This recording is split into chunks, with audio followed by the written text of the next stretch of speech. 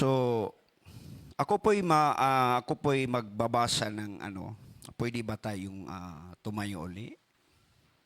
In the book of Ephesians,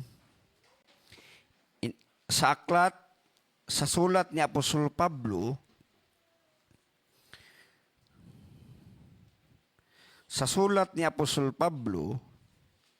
sa book of Ephesians chapter 5, verse 1 to 12.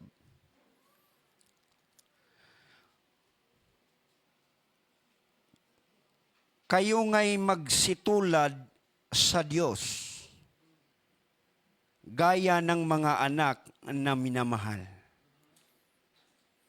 At magsilakad kayo sa pag-ibig, gaya rin naman ng pag-ibig ni Kristo sa inyo. At ibinigay dahil sa atin sa kaniyang sarili, nahain at handog sa Diyos upang maging samyo ng masarap na amoy. Ngunit ang pakikiapid at ang lahat ng karumihan o kasakiman ay huwag man lamang masambit sa inyo, gaya ng nararapat sa mga banal.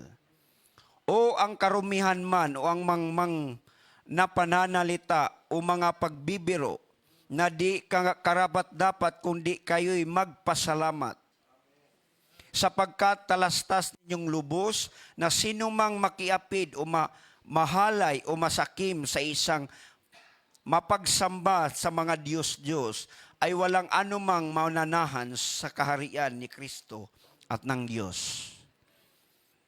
Huwag kayong madaya na sinuman ng mga salitang walang kabuluhan, sapagkat dahil sa mga bagay na ito, dumarating ang galit sa Diyos ng mga anak ng pasaway. Huwag kayong makibahagi sa kanila. Sapagkat noong panahon kayo'y kadiliman, datapwat ngayon kayo'y kaliwanagan sa Panginoon.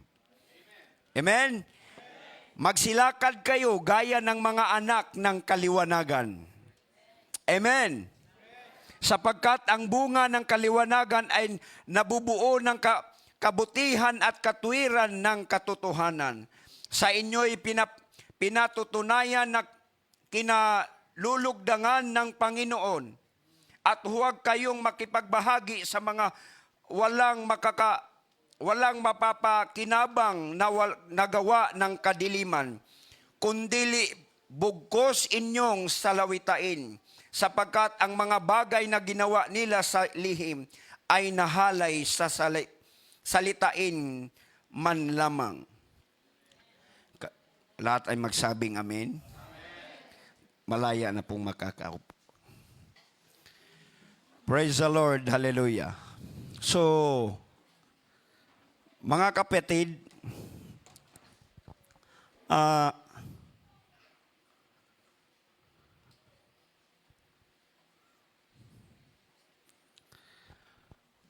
alam naman natin na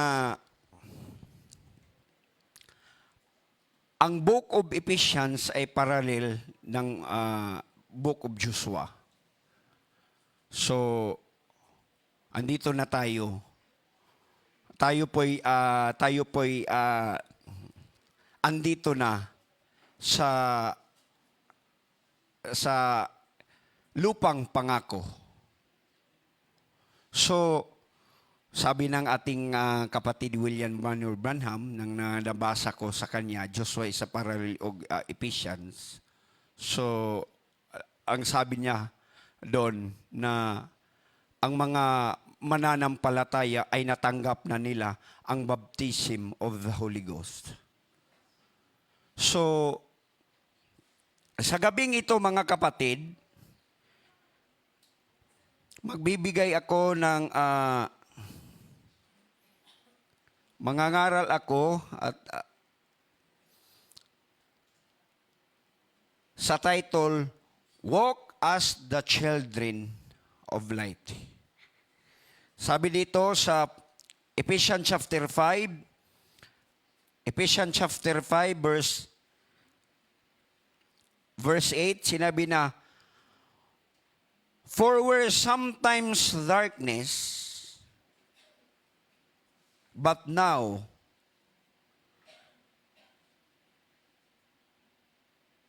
You are light in the Lord. Walk as children of light. Amen po ba, mga kapatid? Sabi na, for we were sometimes darkness, but now you are light in the Lord. Amen? Walk as the children of light. So alam naman natin, mga kapatid, na sa dakong ito, mga kapatid, ang isa sa mga bagay na ating mapansin, nagbibigay ng buhay, nagbibigay liwanag dito ay ang ilaw. So kung ating papatayin, kung ating turn off itong dakong na ito, ang liwanag ay mawawala. Tama po ba? Gayon pa man tayong mananampalataya ay isang ilaw sa mundong ito. Amen ba? Amen. So, alam naman natin, mga kapatid, pag ang ilaw ay magagamit sa gabi at magagamit din sa umaga.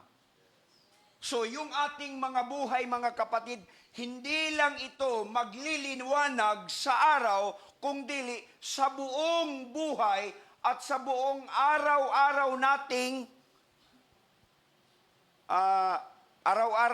pamumuhay. 'Di ba? Sinabi ng ating Panginoong Hesukristo in the book of Matthew chapter 5 verse 14, ang sabi niya doon, in the book of Matthew chapter 5 verse 14, ang sabi niya, you are the light of the world. Amen po ba? Amen. A city is set on the hill cannot be hid. So yung liwanag o yung pamumuhay ng bawat isa sa atin ay mahayag talaga kahit anuman yung sitwasyon o kadiliman na o anumang yung sitwasyon o anumang nangyayari sa sanlibutan ito, ang mga anak ng Diyos ay magliliwanag ang kanilang buhay. Amen po ba? Maaari po ba nating palakpakan ang ating Panginoon? So mga kapatid, even in the book of Isaiah chapter 9 verse 2, ang ating Panginoon, mga kapatid, ay may propesiya na. In the book of Isaiah chapter 9 verse 2, the people that walk in darkness have seen a great light. They that dwell in the land of the shadow of death, upon them hath the light shine. Nang naparito ang ating Panginoon, mga kapatid, nang siya po'y sa kanyang earthly ministry, may account ang sinabi ni Matthew chapter, mababasa natin sa Matthew chapter 4, 15 to 16, mga kapatid, the land of Zabulon and the land of Naphtali, by the way of the sea, beyond the Jordan, Galilee of the Gentiles. 16, the people which sat in darkness, saw the great light. Amen. Unto them which sat in the region and shadow, that light is sprung up. Kaya po sa Matthew chapter 5, blessed is the man that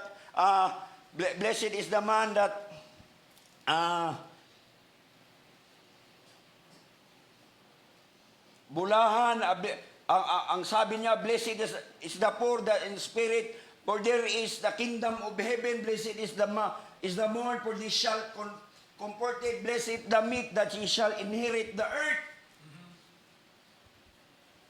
So mga kapatid, sa panahon sa ministry ng ating Panginoon, yung kasamaan, yung kasamaan at saka yung pamumuhay na hindi naka-align sa salita ng Diyos, andun na.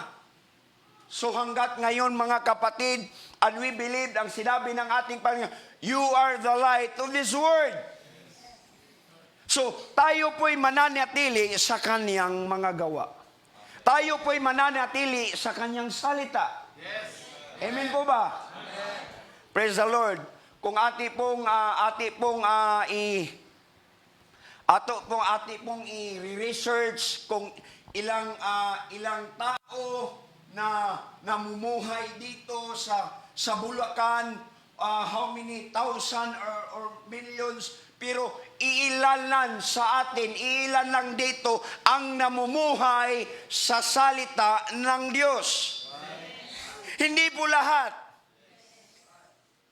Kaya mga kapatid, andito tayo mga kapatid, dahil sa gawa ng Diyos sa ating mga buhay at sa Kanyang mga salita. Amen. Praise be to God. Hallelujah. Kaya nga mga kapatid, nakita naman natin sa huling mga araw, may mga bagay na kailangan po nating tandaan na yung sistema at ang kondisyon ng Laodicea ay hindi karapat-dapat sa harapan ng Panginoon. Revelation chapter 3 verse 14 to 18 mga kapatid. Ito ang mga bagay na kailangan nating tandaan. Alam naman natin mga kapatid, tayo po ay labas na o nahiwalay na sa kondisyon sa Laodicea. So that's why tayo po yung ilaw o tayo po yung namumuhay sa salita ng Diyos. Amen. Unto the angel of the church of Laodicea, write these things, saith the Amen, the faithful and true witness, the beginning of the creation of God. I know thy works, that thou neither cold nor hot. I would thou so then because thou art lukewarm. Isa sa mga bagay na nakikita sa ating mga Kristiyano ngayon, mga kapatid, yung kondisyon nila ay lukewarm. Init-init, bugnaw-bugnaw. Maligamgam. Amen po ba mga kapatid? So then because thou art lukewarm, and neither cold or hot, I will spew thee out of my mouth. Because thou hast said, I am rich. Pero ang ati pong nalalaman, mayaman sila sa mga bagay na sasanlibutan, pero pobre sila sa espiritual nga kahimtang. Because thou I am rich, and increase with goods, and have need nothing. Self-righteousness. Hindi ko na kailangan ang salita ng Panginoon. Hindi ko na kailangan yung karunungan kasi sila po'y nag-increase ng kanilang mga karunungan, pero sa harapan ng Panginoon wala sila. And have need nothing, and doest that thou art wretched and miserable and poor and blind and naked. Yan po yung kalagayan ng mga Kristiyano o ang sanlibutan ngayon. 18 mga kapatid. I counsel thee to buy me a gold tried of fire, that thou mayest be rich, and white raiment, that thou mayest be clothed, and that the shame of the nakedness thou shalt appear, and anoint thine eyes with thy eye salve, and thou mayest thee. 19. As many as I love, I rebuke. Right. And chasten, be jealous, therefore, and repent. Right. Amen. So mga kapatid, kailangan po nating, wala bang Tagalog dyan?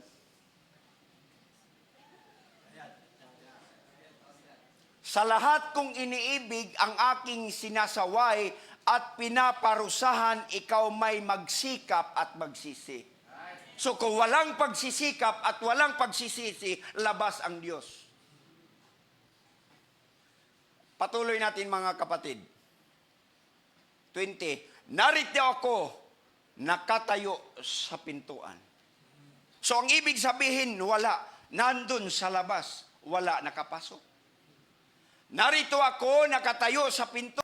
at tumutuktok kung ang sinumang duminig at sa aking tinig at magbukas ng pinto, ako'y papasok sa kanya at hahapong kasalo niya at siya'y kasalo ko.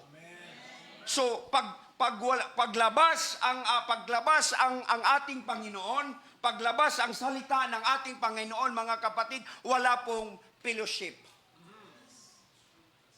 Amen. 'Di ba? Ang sabi, repent, jealous and repent. At siya ay nakalabas. Wala po siya labas po siya sa mga pag-ibig or sa puso ng mga mananampalataya. Pero tayo mga kapatid, ang salita ng ating Panginoong Hesus ay ating atong gikinabuhi. Amen.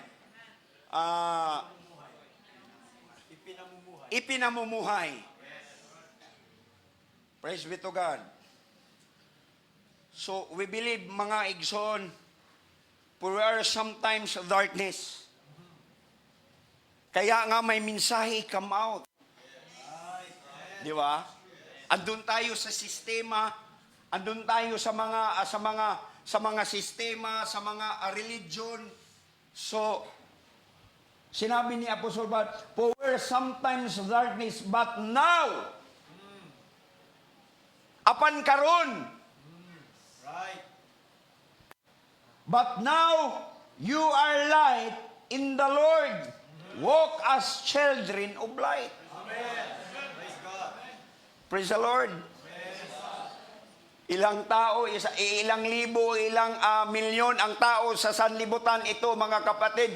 Pero ang nakaranas ng bautismo sa Santong Espiritu ay hindi po lahat. Right. Amen? Amen. Praise be to God.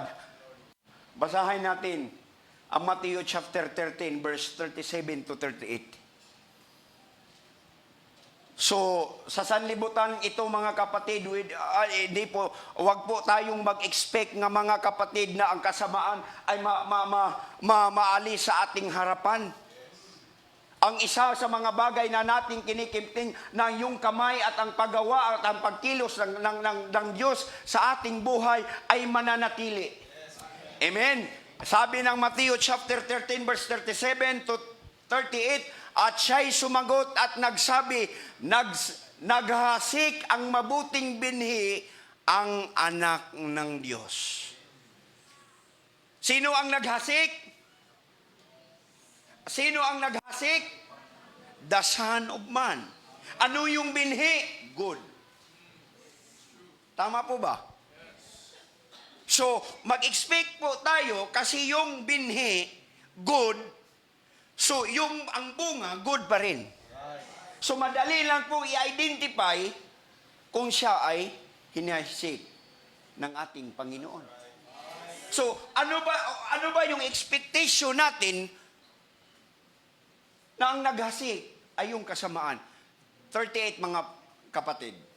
At ang bukid ng sanglibutan at ang mabuting binhi ay ito ay mga anak ng kaharian. Amen po ba, mga kapatid? At ang bukid at ang sanglibutan at ang mabuting binhi ay ito ang mga anak ng kaharian. At ang mga nagsirang damo ay ang mga anak ng kasamaan. So, hindi na po natin i-expect yung nasa buwangan. Sabungan. Dool ra ba na imong sabungan, pastor? Sa likod ra. So, wag na natin i-protest. Kasi, meron din nagsabog. Meron din naghasik, nagtaboy. Malinawanan ba sa salita ng Diyos? Balikan natin. At ang bukid na ito, ang sanlibutan, pero mas malinaw yung sa English. Matthew chapter 13, verse 38.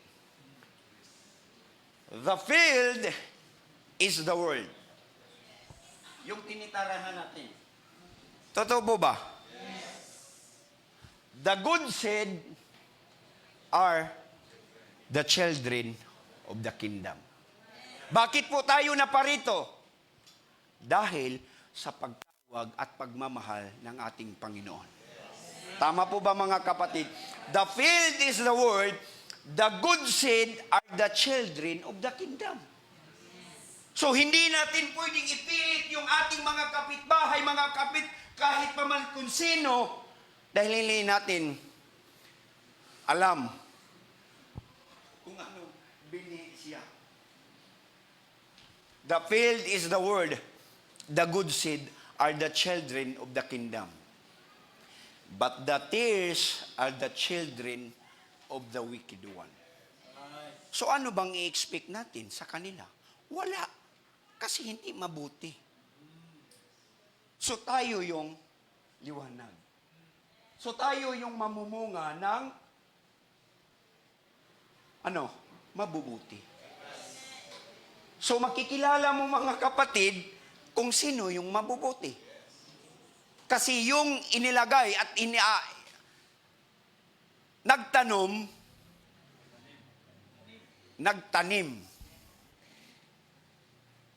Manda ka pagbalik, ikaw na naman. Praise be to God. Praise the Lord. Praise the Lord. So, hindi na natin pilitin pa. Kasi ang binhi, mabuti. So, magbubunga siya ng mabuti. Tama po ba? So nakarinig ako ng salita ng Panginoon, hindi po ako dinuktunahan ng 1 taon o ilang taon. So pagkarinig ko ng salita ng Panginoon, nabuhay yung ang sa aking puso. Yes. Right.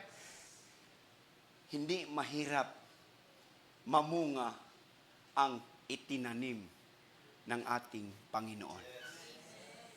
Di ba? Totoo ba?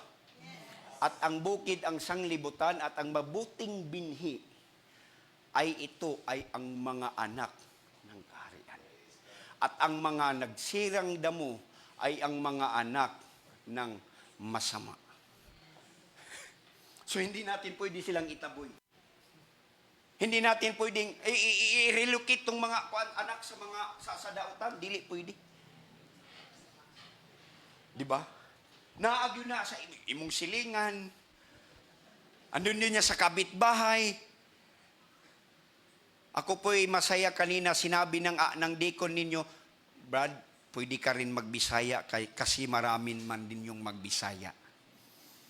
So, nagbibigay po yan sa akin ng kampante.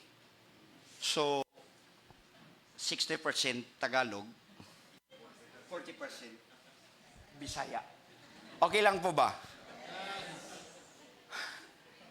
Praise be to God. So, ang book of Ephesians, mga kapatid,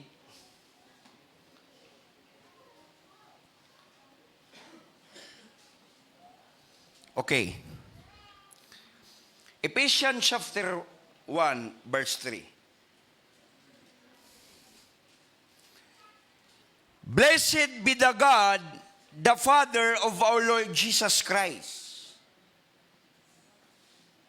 who hath blessed us with all spiritual blessing.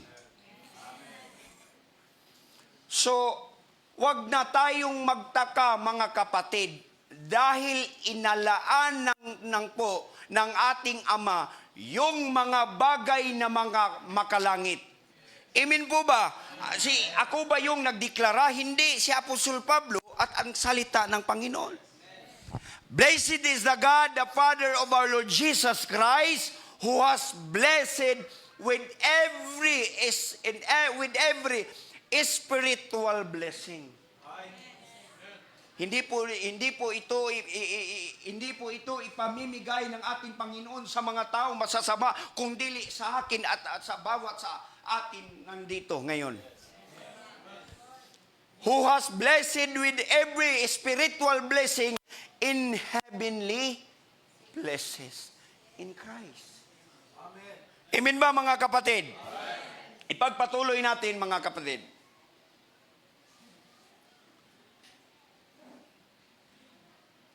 Tagalog kasi para may 40% din akong Tagalog. Pwede ba natin yan sa Tagalog? Ayon sa pagkapili niya sa atin, sa kanya bago itinatag ang sanlibutan. Hindi po ito eleksyon dito, nandito sa lupa. Di ba? Ayon sa pagkapili sa atin, sa kanya bago itinatag ang sanlibutan. So hindi po si pastor ang nagpili sa akin. Bago pa itinatag ang sanlibutan, kung dili ang Diyos na nagtawag sa akin. Kahit hindi tayo magkakamukha.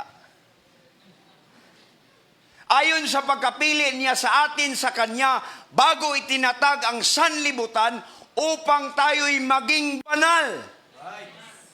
Hindi po lisod. Hindi po mahirap mamuhay ang mga taong banal na before the foundation of the world. Brad, kinahanglan yung ka nga di ka mo inom, kinahanglan yung ka, dili na. Kaya nga naman, magmanifest na siya sa imuhang kinabuhi. Tinuod ba, brother? Magmanifest na. Ayon sa pagkapili niya sa atin, o kaniya bago itinatag ang sanlibutan upang tayo'y maging banal at mga walang dungis sa harapan niya sa pag-ibig.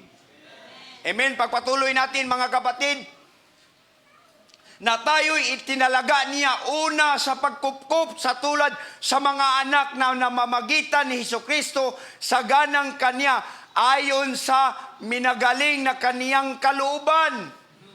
Amen. Patuloy kapatid.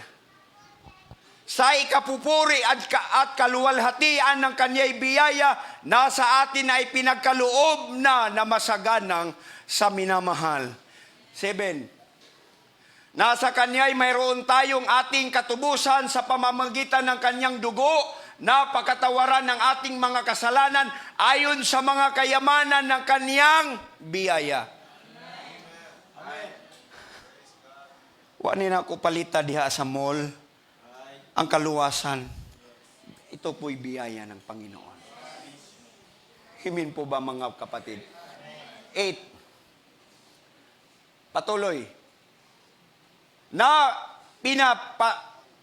pinasagana niya sa atin sa buong karunungan at katalinuhan. Makikilala niyo mga kapatid, yung sa Diyos. Kasi marunong yan umunawa at mamuhay sa salita ng Diyos. Amen. Wisdom. 9. Na ipinakilala niya sa atin ang hiwaga na kanyang kalooban ayon sa kanyang manigaling na ipinasiya niya sa kanya rin. 10. Sa pagiging katiwala sa kaganapan ng mga panahon upang tipunin ang lahat ng mga bagay kay Kristo sa mga bagay na nga sa kalangitan at mga bagay na nga sa ibabaw ng lupa sa Kanya sinasabi ko. Praise be to God. 11. Tayo rin naman ang Kanyang ginawang mana na itinalaga na rin tayo ng una pang ayon pasiya ni ayong gumagawa ng lahat ng mga bagay ayon sa pasiya sa kanyang kalooban. 12. Upang tayo'y maging kapurihan ng kanyang kaluwalhatian, tayo'y nagsiasa ng una kay Kristo. 13. Nasa kanya tayo'y rin namay magpagkarinig ng aral ng katotohanan. Ang sitwasyon o ang Laodicea lukewarm. So tayo ilabas diyan. Wala pong babalikan ng Panginoon na ang kondisyon niya ay lukewarm. Amen? Totoo 'yun. Kahit tayo may sakit mga kapatid, kaya din natin dalhin ang ating sarili sa mga gawain. Kung tayo struggle sa mga bagay na yan na hindi na natin kayang dalhin ang ating mga sarili, kahit lagnat yan. So papasok yung pagiging lukewarm sa Tagalog. Maligamgam.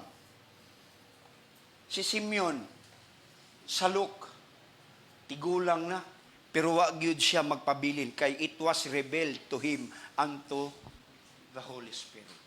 So naparito tayo mga bakit, hindi siya nagyaya sa akin. May santong espiritu na gumagabay sa bawat isa sa amin. Maingon man sab sa matag usapog kanato. Di ba? Hindi kayo dahil nandito ang inyong pastor. Hindi kayo naparito dahil nandito ang inyong mama at saka papa. Di ba? Ang Romans chapter 8 verse 4, ang sinabi, sons and daughters of God are led by the Spirit of God. Amen. Kaya tayo'y naparito mga kapatid dahil may nananahan. Amen. Glory. Kahit abutin tayo ng alas 11, Pastor. Okay. Praise be to God. Hallelujah. Ephesians chapter 2, verse 19 to 22.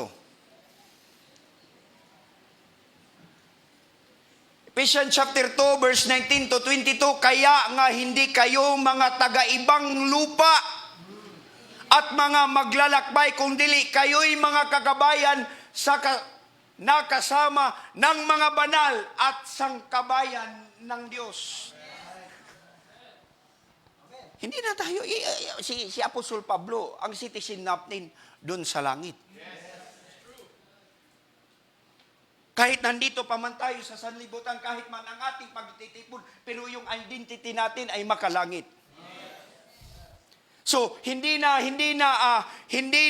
lisod, hindi na mahirap sa bawat isa sa atin intindihin ang mga bagay na makalangit.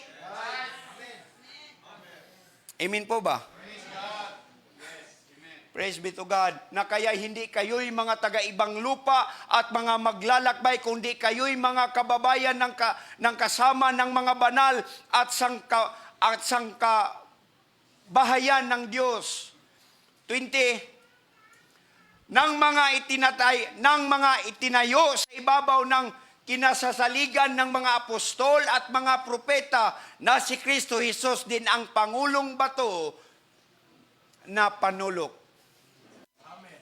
Amen? 21. Nasa Kanya ang buong gusali na nakalapat ng mabuti, knitted together. So, eskwalado. Bisan pagka ng imong pagpangnilihig diri mga igsoon, kahit tagwalis ka lang, ang party mo sa harapan at ang posisyon mo kay Kristo hindi mawawala. Amen. Hindi porkit ako'y isang diakono, hindi porkit ako'y isang magwawali, mas malaki ang posisyon ko sa inyo, hindi. Nasa Kanya ang buong gusali ang nakalapat ng mabuti at lumago upang maging isang templong banal sa Panginoon. 22. Nasa Kanya itinayo naman tayo upang maging, paano? Upang maging tahanan ng Diyos sa Espiritu. So, bawat isa sa atin, mga kapatid, ay nakakaranas ng pagkilos ng banal na Espiritu. Praise be to God. Maaari po ba nating palakpakan ang ating Panginoon?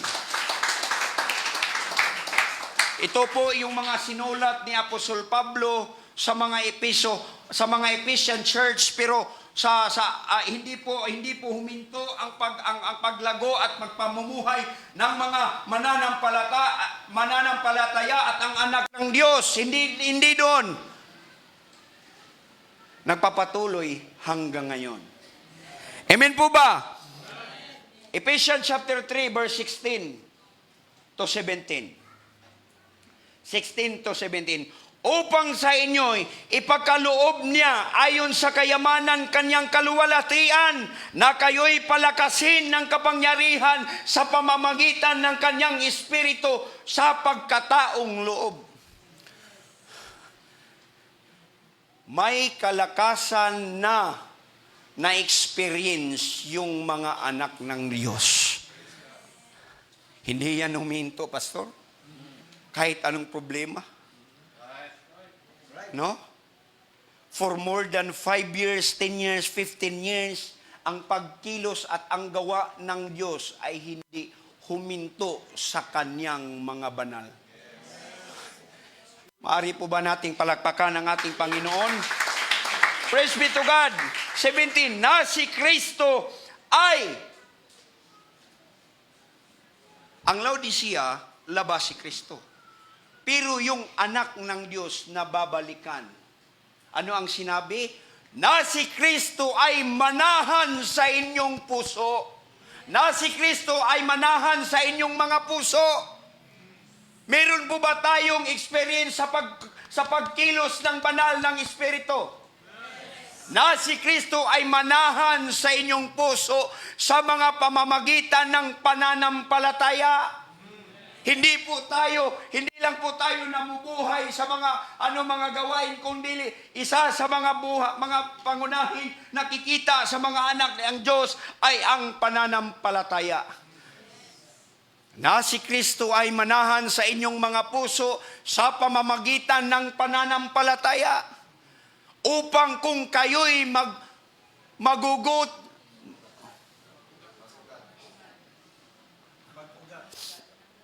nang kayo'y mag-ugat at magtumibay sa pag-ibig. Kaya mga kapatid, yung mga announcement at mga plano mga kapatid, ginawa po ng bawat isa sa atin ay dahil bawat isa sa atin ay may pag-ibig. Praise be to God. Hallelujah. Ephesians chapter 4 verse 17 to 21. Ephesians chapter 4 verse 17 to 21 mga kapatid. Ito ang sinasabi ko at sinasaksihan sa Panginoon na kayo'y hindi magsilakad paggaya naman ng lakad ng mga hintil. Isa po itong mensahe na dapat ang bawat isa sa atin ay separated na, sanctified, hiniwalay sa urog, sa kalibutan, aron mamuhat, aron buhaton ang mga buhat nga mga makalangit. Ito'y na sinasabi ko at sinasaksihan ng Panginoon na kayo'y hindi na magsisilakad. Meaning to say, mayroong pagbabago. Tama po ba? Na kayo'y hindi magsisilakad na gaya namang lakad ng mga hintil na pagpapalo sa kanilang pag-iisip. Itin mga kapatid, nasa kadiliman na kanyang pag-iisip nga nangahiwalay sa buhay ng Diyos. So ignorance is not blessed. Kahit mayaman sila, sister, kahit meron silang anumang bagay dito, pero ang sasabihin, ignorance is not blessed. Ang true blessings mga kapatid, kung ang buhay ng bawat isa sa atin ay connected sa salita ng Diyos. Nasa kadiliman ng kanilang pag-iisip na nangahiwalay sa buhay ng Diyos dahil sa kahanga nasa kanila, dahil sa pagmatitigas ang kanilang puso. 19, na sila na di pagkaramdam na kahihiyan at napakahikayat sa kalibugan upang kalakalin ang lahat ng karumihan ng buong kasakiman. 20, ngunit kayo, sino? Ako itataas ko ang aking sarili ngayon. Ngunit kayo'y hindi nangatuto ganito kay Kristo. Iba yung ating pamumuhay. If any man be in Christ, he is a new creation. All things are passed away. Behold, all things become new. So may pagbabago. Hindi na yung karaan, yung dating pamumuhay. 21 mga kapatid. Kung tunay na siya'y inyong pinakinggan, andito pa po ba tayo mga kapatid? Bukas ba yung ating puso? Ito pong puso ba natin mga kapatid sa tuwing may gawain, nakareserve po ba sa mga salita ng Panginoon? Kung tunay na siya'y inyong pinakinggan at kayo'y tinuruan ng Kanya gaya ng katotohanan kay Kristo. Praise be to God. Di ba ang sabi ng Colossians chapter 3 verse 15 mga kapatid, basahin nga natin ang Colossians chapter 3 verse 16. Mananahan walang sagana sa inyong salita ni Kristo. Ayon sa buong karunungan, kayo'y managkaturuan at mangagpaalalahanan sa isa't isa sa pamamagitan ng mga salmo at mga himno at mga awit ukol sa Espiritu at magsiawit kayong may biyaya sa inyong puso sa Diyos. 16. Mananahan nawang saganang ang salita ni Kristo. Mananahan ang salita ni Kristo. So, sa bawat salita, mga kapatid, ng ating napapakinggan dito sa pulpitong ito, ay dapat mananahan sa bawat mananampalataya. Maaari po ba nating palakpakan ating Panginoon? Praise be to God. So alam naman natin mga kapatid na ang kadiliman at ang karunungan ng tao na hindi karunungan ng gagaling sa Diyos ay nag-increase na. Alam naman natin mga kapatid, ang Laodicea is ang ilahang kahimtang mga kapatid, a people's right. Huwag kayong magtaka mga kapatid kung may nagpupus, yan ang gusto ko, yun ang aking karapatan. Dahil sa ating panahon mga kapatid, hindi na natin mapipigilan ang kanilang mga damdamin. So, kailangan lang natin mga kapatid na isa-isip at isa-puso ang salita ng ating Panginoon. So sa pagbabalik ng ating Panginoong mga kapatid, alalahanin natin ang sinabi ng ating Panginoon, the word that I speak unto you, their spirit and their life. Ang magbibigay ng buhay, magbibigay ng espiritu at ang buhay ay ang kanyang salita. John chapter 6 verse 63. Andito po ba tayo mga kapatid? Are we together? Gising po ba tayo? Praise be to God. Alam kong gisingan yung mga mata. Gusto ko lang ipaliwanag mga friend kung gising pa ba ang ating mga puso. John chapter 6 verse 63. Ang espiritu nga may mabubuhay sa laman ay walang anumang pakinabang. Ang mga salita na sinalita ko sa inyo ay pawang espiritu at pawang buhay.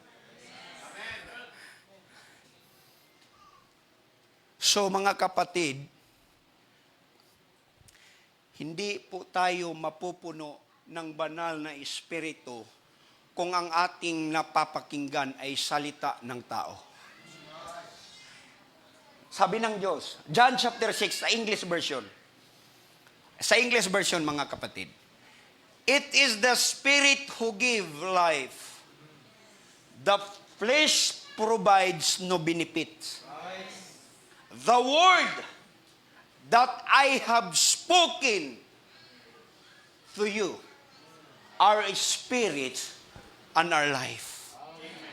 Praise God. Praise be to God. Kaya tayo mga kapatid, mananatili tayo sa salita ng Diyos. Hindi po tayo naparito mga kapatid kasi nabiniyahan ka mga kapatid ng mayroon kang yaman. Mayroon kang bagong bahay.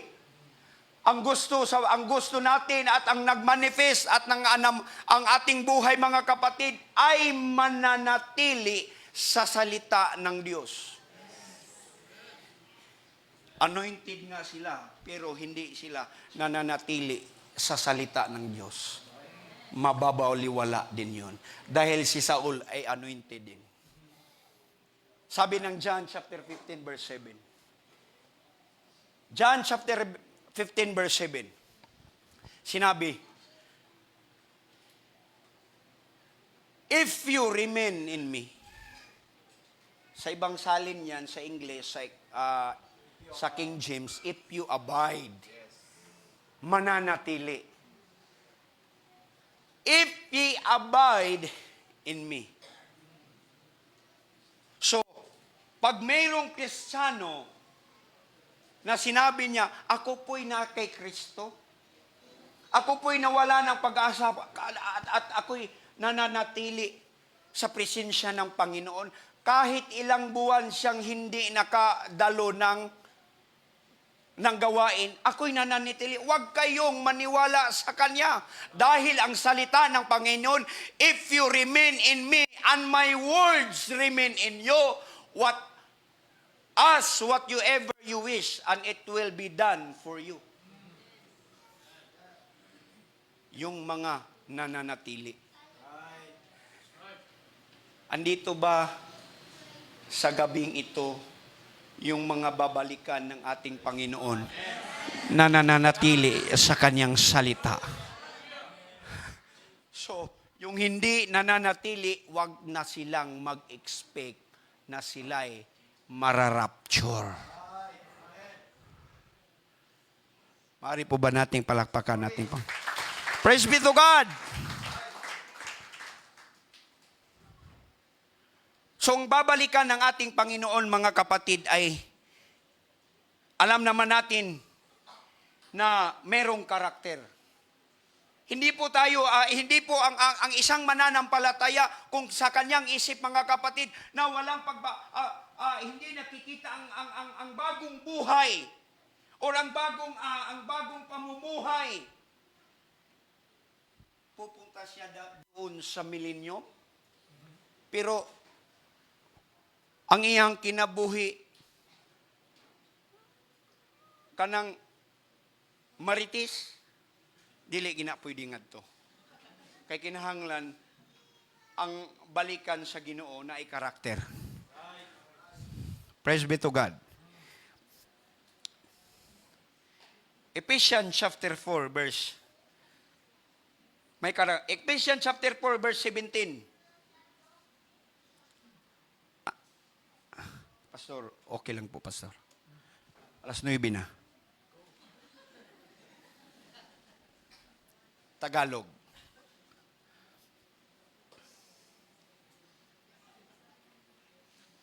Ephesians chapter 4 verse 17 to 32. Babalik pa kami sa December, Pastor. Okay, part 2. Ito ang sinasabi ko, ang sinasaksihan ng Panginoon na kayo'y hindi magsisilakad na gaya naman ng lakad ng mga hintil. May karakter, wala? Merong karakter. Balakad mga hintil sa pagpapalalo ng kanilang pag-iisip. So merong karakter, mga kapatid. Iba yung ating, yung karakter? Pag-uugali. So, hindi na kailangan i-monitor pa ng deacon, hindi na kailangan pa i-monitor ng elder, yung mga nananatili at yung ang babalikan ng ating Panginoong Hesus. Kasi may karakter yun. Amen? May karakter yun. Praise be to God. Amen.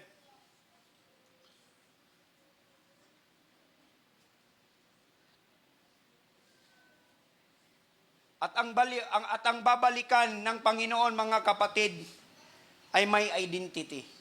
Ano yung identity sa Tagalog? Pagkakakilanlan. Naitama rin. Ephesians chapter 5, verse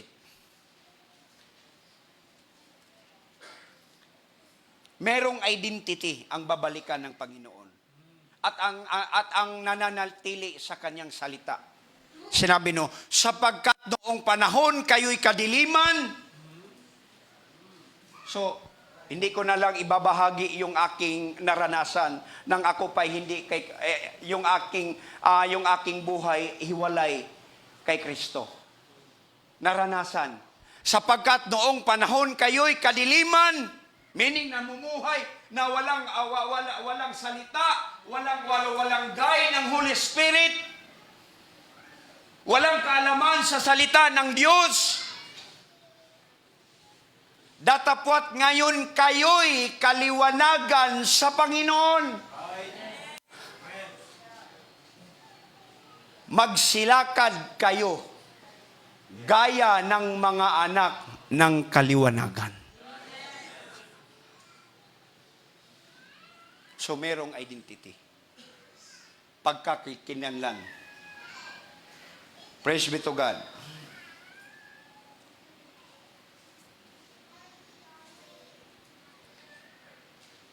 Ephesians chapter 2:19. Alam naman natin, mga kapatid, na kahit naman andito tayo sa lupa, mga kapatid, pero sinulat ni Apostol Pablo, meron tayong citizenship. Kaya nga hindi na kayo'y mga taga-ibang lupa at mga maglalakbay, kung dili kayo'y mga kababayan na sama sa mga banal at sang kabahayan ng Diyos. So, merong citizenship. So, kahit nandito tayo na tayo po'y nagpuyo sa Bulacan, pero yung ating mga citizenship andun. Praise be to God. Praise God. So, andito ngayon sa harapan, andito ngayon ang pagtitipon, mga kapatid, kahit paman, naalala nyo ng si Abraham, nang ipinakita ng Panginoon, yung sa Genesis chapter 15, verse 5, ating babasahin. At siya'y inilabas at sinabi, tumingala ka ngayon sa langit. At iyong bilangin ang mga bituin. So ano yung purpose? Bakit may bituin sa langit? Para magbigay ng ilaw. Para magbigay ng beauty. So reflect po sa atin ngayon na bilang mananampalataya. At siya'y inilabas at sinabing, tumingala ka sa ngayon sa langit at iyong bilangin ang mga bituin. Hindi po tayo sinabing sa kantang bituin na walang ningning. Dahil ang babalikan ng Panginoon, yung palaging nagniningning. Bituin na walang ningning. Wala sa atin yun. At siya'y nilabas at sinabi, tumingala ka ngayon sa langit ay iyong bilangin ang mga bituin. Kung nabibilang mo at ang kanyang sinabi, magiging ganyan ang inyong binhi. Amen. Praise God. Praise the Lord. Ang dami pala nating mga kapatid na namumuhay sa kanyang salita at nananatili sa kanyang salita, mga kapatid. So, this is a privilege, mga kapatid, na makilala kayo. Kahit ilan lang ang na-meet namin, pero kami po'y nagagalat at napapasalamat sa Panginoon. Praise the Lord. Praise the Lord. Kahit hindi ko alam yung mga pangalan ninyo, pero alam ko may salita at may bagong buhay ang bawat isa sa inyo. Mari po ba nating palapakan natin kung... Praise be to God. Sabi ng iba, the message of the hour is the message of William Marion Branham. Sinabi naman ang ng salita sa book of John, the word that speak unto you, they are spirit and they are life. Alam nyo ba sa message mga kapatid sa Branham Tabernacle, ang sabi na niya, no, push and play.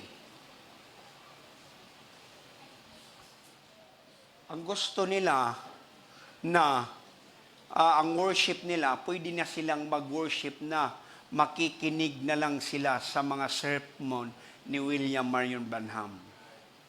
Pero hindi ganon ang sinabi. At hindi po iyan align sa salita ng Panginoon.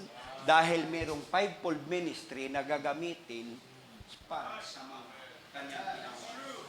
The word that I speak unto you, their spirit and their life. Hindi po sa tip ng ating kapatid na William Marion Branham. First John, ating basahin mga kapatid. 1 John chapter 5 verse 10 to 10. Okay lang po ba sa inyo? Friday, uwi naman kami. So, okay. Ang mananampalataya ng anak ng Diyos ay patutuo kanya at hindi mananampalataya sa Diyos. Ginagawang isang sinungaling ang Diyos sapagkat hindi sumampalataya sa patutuo na ibinigay ng Diyos tungkol sa kanyang anak. 5. 1 John chapter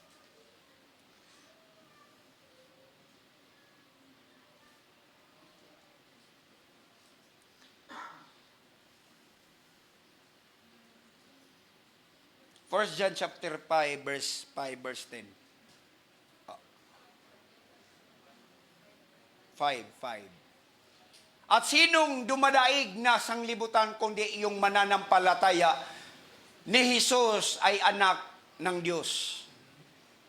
6. Ito yaong naparito sa pamagitan ng tubig at dugo na makatuwid ay si Jesucristo, hindi sa tubig laman, kundi sa tubig at sa dugo. 7. At ang Espiritu nang nagpapatuo sapagkat ang Espiritu ay katotohanan. Amen. Right. 8. Sapagkat may tatlong First John ba yun? Tika mo.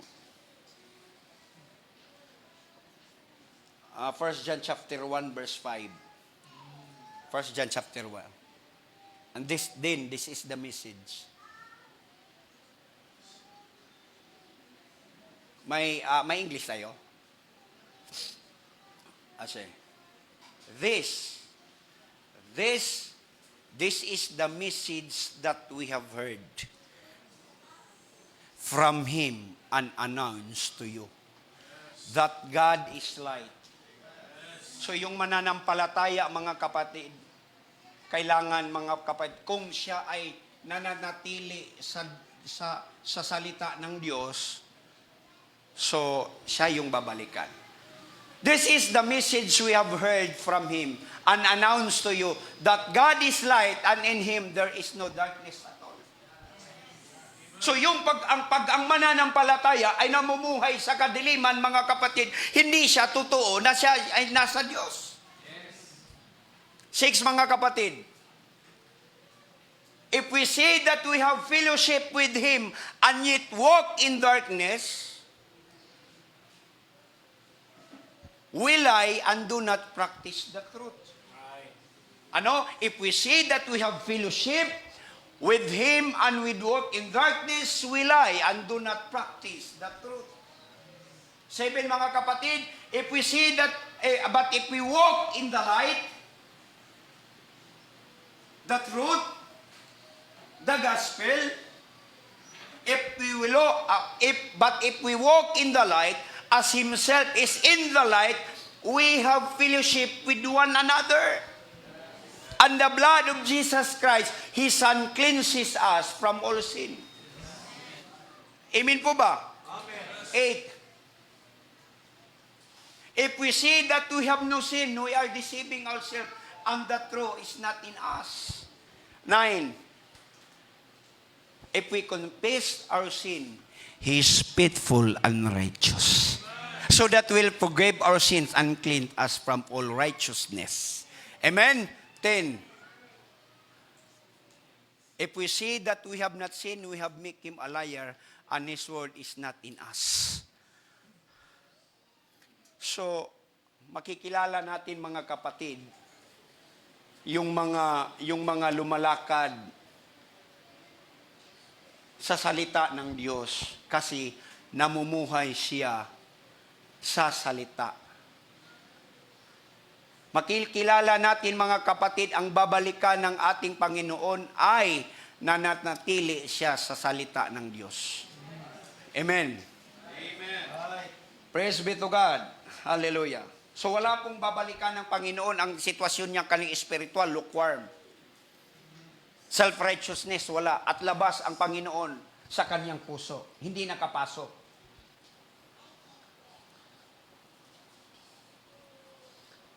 Praise the Lord. Hallelujah. Alam naman natin mga kapatid, at tayo'y naniniwala na malapit na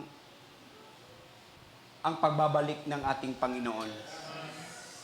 Ikaw ba at ako sa gabing ito'y naniniwala na malapit na ang pagbabalik ng ating Panginoon? Alalahanin po natin, mga kapatid, ang Matthew chapter 25 verse 10.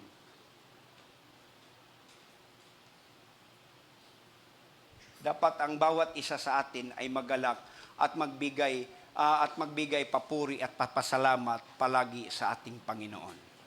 Amen po ba? But while they were on the way to buy the oil, the bridegroom came, and those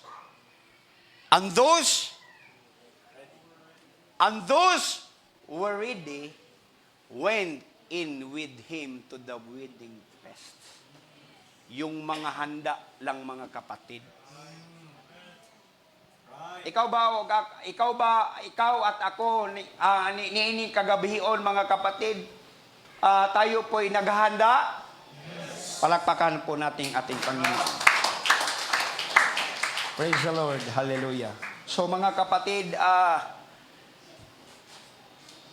simple-simple lang ang aking mensahe. Tayo po'y mananatili sa kaniyang salita. Glory to God. Amen? At ibigay natin yung pinaka-the best, mga kapatid.